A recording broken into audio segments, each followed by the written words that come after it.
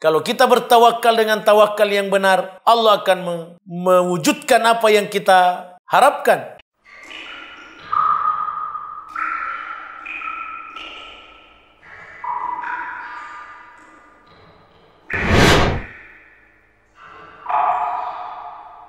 Alhamdulillahi ala na'ma'ih, wasyukru lahu ala ala'ih, wassalatu wassalamu ala ashrafi anbiya'i wa ala afdali awliya'i wa ala al-ali wal ashabi wa ala sairil multazimina min atba'i. Allahumma inna nas'aluka imanan la yartad wa na'iman la yanfad wa murafaqata nabiyyika sallallahu alaihi wasallam fi a'la jannatil khuld. Allahumma amin. Amma ba'd. Kaum muslimin dan muslimat, inni uhibbukum fillah. Kita memuji dan bersyukur kepada Allah tabaraka wa ta'ala atas segala nikmat yang dikaruniakan kepada kita, sehingga kita dapat berjumpa kembali dalam renungan amal hati. Amal hati yang kita akan renungkan pada kesempatan ini adalah menghayati hakikat tawakal kepada Allah tabaraka wa ta'ala. Mengawali renungan ini, mari kita renungkan firman Allah dalam surah Ali Imran ayat 160. Allah tabaraka wa ta'ala berfirman, A'udzu billahi minasyaitonir rajim, wa 'alallahi falyatawakkalul mu'minun. Dan hanya kepada Allah lah bertawakal, berserah diri orang-orang yang beriman. Ayat mulia ini mendidik kita untuk selalu mengandalkan Allah tabaraka wa ta'ala melebihi segala-galanya. Ayat mulia ini juga mendidik kita untuk menjadikan tawakal sebagai pengamalan dan penghayatan iman yang selalu diperbaharui setiap saat dengan berdasarkan ilmu yang benar. Bagaimana tawakal yang benar yang harus selalu kita hayati dan kita amalkan? Mari kita renungkan sabda Nabi sallallahu alaihi wasallam yang disampaikan oleh sahabat yang mulia Umar ibn al-Khattab radhiyallahu an, yang diriwayatkan oleh Imam Ahmad dan At-Tirmidzi dan disahihkan oleh Asy-Syaikh Al-Albani.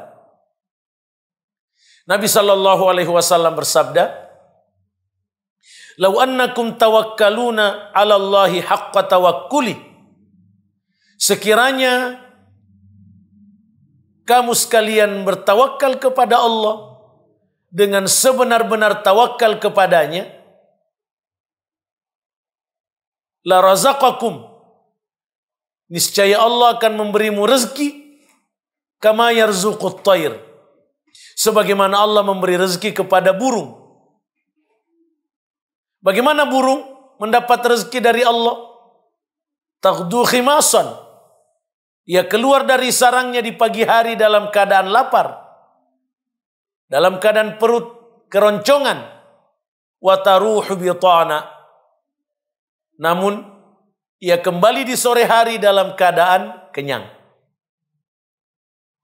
Hadis mulia ini mendidik kita untuk bertawakal kepada Allah dengan tawakal yang benar, yaitu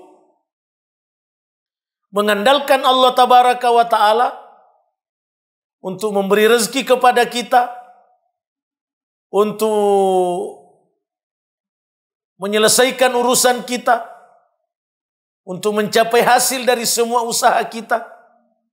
Kita andalkan Allah sambil mengamalkan sebab-sebab duniawi. Tidak boleh juga kita melakukan yang disebut tawakal buta-buta. Hanya mengandalkan Allah kemudian bermasa bodoh, kemudian berpangku tangan. Tidak. Amalkan sebab-sebab duniawi semaksimal kemampuan, tapi bukan sebab-sebab itu yang diandalkan. Tetap Allah yang diandalkan, lalu mengamalkan sebab-sebab duniawi yang telah ditetapkan oleh Allah, yang biasa disebut sunnatullah. Andalkan Allah memberi rezeki kepada kita sambil mencari rezeki. Andalkan Allah memberi jodoh, memberi pasangan yang baik kepada kita yang belum menikah. Lalu berusahalah mencari jodoh. Berusahalah melamar atau menerima lamaran dari orang yang baik. Mengamalkan sebab-sebab duniawi semaksimal kemampuan tanpa dosa. Tidak boleh bertawakal lalu melakukan dosa. Tidak. Sebab duniawi yang bukan dosa yang mesti kita lakukan sambil mengandalkan Allah tabaraka wa ta'ala. Tawakal yang benar kepada Allah ini bisa kita lakukan dengan selalu menghayati dalam hati, mengulang-ulangi dalam hati bahwa saya mengandalkan Allah. Saya mengandalkan Allah dengan nama-namanya dan sifat-sifatnya yang paling mulia dan paling sempurna. Saya mengandalkan Allah dengan melakukan sebab-sebab duniawi yang bukan dosa. Tapi bukan sebab itu yang mendatangkan hasil. Tapi Allah lah semata. Itu diucapkan selalu dalam hati. Kita ucapkan selalu dalam hati, saya beriman kepada Allah. Saya mentauhidkan Allah. Saya benar-benar menyerahkan segala urusan saya untuk diberi hasil, diberi kesuksesan oleh Allah tabaraka wa ta'ala.